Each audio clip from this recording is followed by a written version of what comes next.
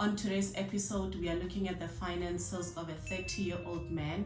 He has a 2-year-old son and works as an assistant accountant. He says he needs help with his alcohol addiction, serial dating addiction, and getting out of debt and increasing his livestock investment. If you're new here, hi, welcome. My name is Itumeleng. I'm a qualified management accountant. And in this channel, I help ordinary people like you learn how to start saving money, get out of debt, invest, and ultimately build wealth. If that is something you're interested in, please do subscribe and become a part of our growing, rich family. Now let us look at what's happening with our brother's finances. His net salary is 22,738 rands. That is the only income he has. I asked him if he thought there was a way to increase this income, ask for an increase at work, find other ways to increase it a little bit. And he said, I actually just got a salary adjustment from work. So the amount you're looking at is my increased salary. So, okay, at least it's moving. Hopefully, as the years go by, it will also go high. So for now, 22,738 rands is the income we'll be working with. And it's not bad, really. It's not bad. We can make it work. Now, savings and investments as well as debt balances. Savings, he has 0 savings. He does not have any savings at the moment. And then livestock, he has a total of 20 cows. The market value of the cows is estimated at 200,000 rands. So his total savings and investments is 200,000 rands. So the only investment he has is the cows. And like I already mentioned, he has plans to increase his livestock, even diversify it, include sheep there with the cows. But for now, it's just the cows. So how he got the cows was through his grandfather. While his grandfather was still alive, he has passed away now. He's been laid for about 2 years. While his grandfather was still alive, he would send money to his grandfather. In fact, his grandfather made it a requirement that every single month when he gets paid, he's going to send some money to his grandfather, around 5,000 a month. And his grandfather would take that money and buy cows for him until those cows were a total of 20. And then his grandfather passed away and everything went south.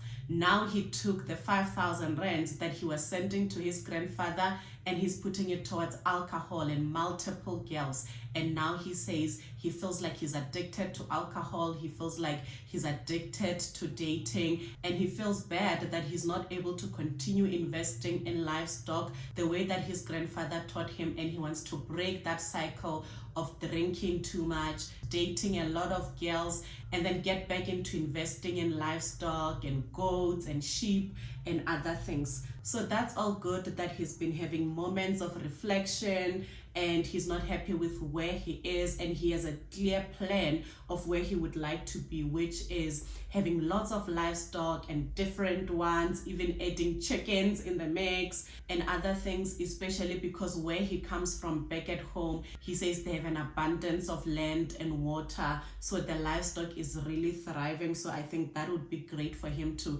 get more cows, get more goats and all that stuff. However, we're still going to need an emergency fund.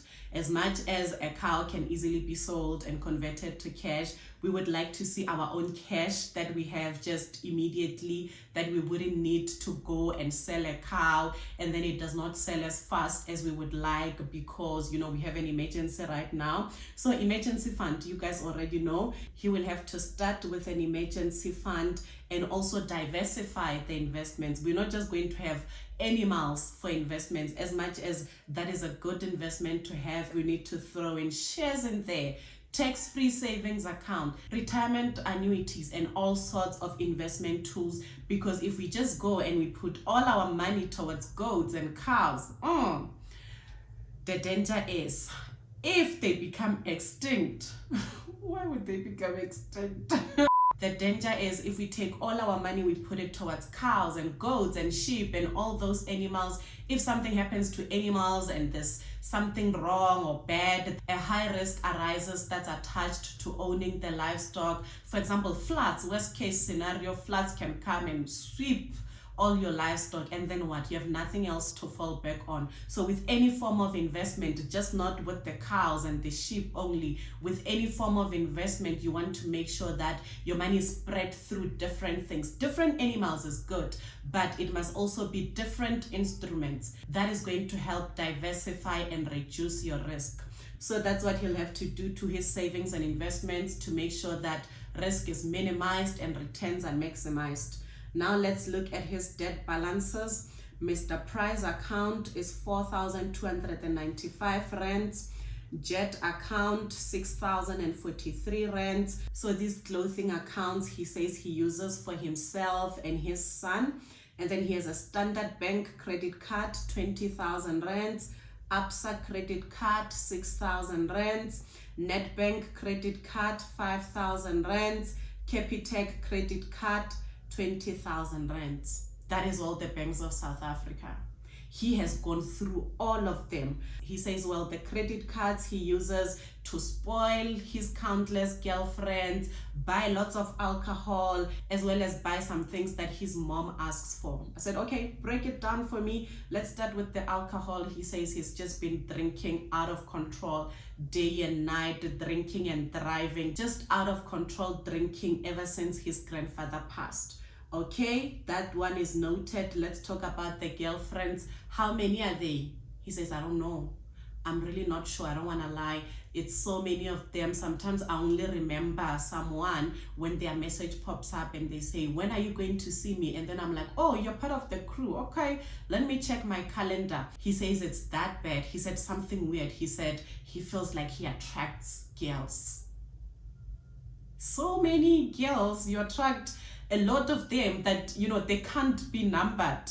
I thought that was very interesting. So the many girls will have to go. We will have to find a way to manage the alcohol addiction, as well as the infinity ladies that we cannot count, because that's just where a lot of our money is being thrown at. And now we are deep in credit card debt. And then the mother, he says, well, my mom always has something that she wants me to buy. First, she wanted me to buy a plasma TV for her. I bought it. And then she wanted a nice handbag. I bought it. And then she wanted a new couch. She wanted a new bedroom suit. I said, okay, does your mom not work? What's happening with your mom? He said, no, my mom actually works. She has a good job. I just think that the mistake that I made was just giving in to her demands every time she asked for something. Tomorrow I'm at her door delivering it. So that made her think that I have a lot of money just waiting for her to snap her fingers. Meanwhile, it's all financed by credit cards. And he said, I really don't know what to do with my mom. I don't know how to stop her from thinking that I have a lot of money to spare when in reality I don't. Okay, you've already established that your mom is making this endless demands because she's under the impression that you have a lot of money. And she got to that conclusion because every time she asks for something, she gets it. And she doesn't even wait. There's no wait until month end. She gets it today or tomorrow, within a week. You make sure that she gets what she asks for. What is she supposed to think? I would also think that there's a lot of money to spare here, lots of money for us to grab and just, name your need, name what you want, and baby boy is going to deliver it. If that's what you did to get here, for me, going back is very simple. For me, reversing the situation is very simple. I don't know why we get ourselves into a situation. We use a certain route and we land ourselves into a certain predicament. And then when we get there, we say, I don't know how to go back. I don't know how to fix it. I don't know how to make it right. Well, oftentimes, all you have to do is turn around, do a 360 and look back. The same route you entered through, get out through the same route. If what you did to make your mom think you have a lot of money was delivering things, was giving her everything that she wants within minutes, then start there. Turn around there at the same position, at the same road that you used. Now when she asks for something, tell her, I don't have it. When she asks something, now she does not get it. She's going to start coming to a different conclusion now. She's going to start thinking, my son might be broke. My son might be going through something. My son might be in debt, which is actually true. So start telling her, I can only get that to you in 6 months because I would have to save up for it, which is true based on your finances. Tell the truth that, you know what, I can't afford it. I don't have that kind of money. Mommy, if you want a handbag, the only one I can afford is the one from Mr. Price, not the high-end one that you want. But if every single time she wants Gucci, you are there at her doorstep, you are rich, you must keep buying it. You're not gonna get out of that situation anytime soon.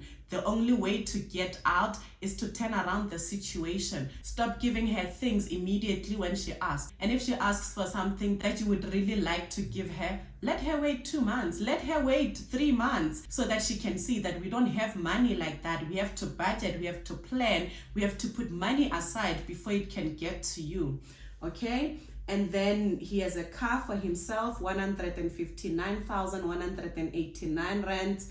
And then he has a car for his mother, 115,948 rands. His total debt is 333,475 rands. So this thing of trying to keep up with his mom's demands and requests has landed him into an entire car finance. He found himself having to buy a new car for his mom because, you know, she ran out of things to ask for. I mean, you will ask for pizza, you'll ask for a Gucci bag, you'll ask for a plasma, a couch, and then what's next? A car. So he bought a car for his mom around the same time that he bought a car for himself. Both the cars, he says, were second-hand, so that's fine. But this mom thing, all this lots of money here is going towards the mom. A lot of the debt that he has is for things that he's been buying for his mom, including the car. Mothers are really not beating the allegations against them, because what do you mean your son has to work so hard to finance your luxurious life when he has a son? He has his own son to raise and prepare for. Let us now look at his monthly expenses. His rent is 1,600 rands. That's a nice rent. A lot of you have been saying, rent is expensive. You can't get any place in Gauteng that is affordable. So I always like when I have a case study to prove you wrong. And then electricity, 500 rands. Car installment, 4,800 rands. This is for both his car and his mom's car. And then he has car insurance for himself, 1,050 rands. Car track, 130 rands. Car warranty, 138 rands. And then his jet account, he pays 370 rands. And then Mr. Price, 715 rands. And then cow header for his 20 cows is 700 rands. How does that happen? How do we pay an entire cow header, 20 cows, 700 rands? I don't know how much they're supposed to be paid, but 700 rands is not going to fly. You know, the way that you pay your cow headers, if this is really the standard, if that's how much you guys pay your cow headers, this is why some of your cows go missing, hey? This is why we hear stories of cows getting lost in the forest, you know, got lost in the mountain. The header fell asleep and did not see who took them or where they went. It's because of this sort of remuneration. You cannot pay someone 700 rands to look after your livestock and expect them to be healthy and to be secured. So please, let's find a way to pay the cow header a little bit better. 1.5 minimum according to me, but you guys will let me know in the comments, is this what we pay cow headers? What is it supposed to buy? Because I know heading cows, heading livestock is a lot of work, you guys. And then for his child, he sends 1,000 rands, and then he gives his mom 1,500 rands, on top of paying for her car and paying the loans for the stuff and paying credit cards for the stuff he got for her. Mom still get 1,500 rands. And then his petrol is 1,000 rands. His groceries, 1,500 rands. Credit card repayments, 1,700 rands. And then his total expenses are 16,703 rands. Alright, so after paying his expenses, he's left with an amount of 6,000 rands, which checks out with the 5,000 rands that he was sending to his grandfather. So he still has the same amount of money left. The only difference now is it's going towards alcohol. It's going towards the many girls he cannot name. And that's what he says he needs help with so that he can get back on track. I cannot help with an alcohol addiction or a serial dating addiction for that matter. So I asked him if he would be willing to speak to a therapist so that he can get to the root of his behavior. And currently he's in therapy. He's dealing with his issues. He has stopped drinking. He's still working on breaking ties with the girlfriends, because remember, it's so many of them. He will need to sit down and track and trace all of them so that he can end ties. And he says now going forward, he would actually want to be in a committed relationship. And that's a process. He's still working on those issues.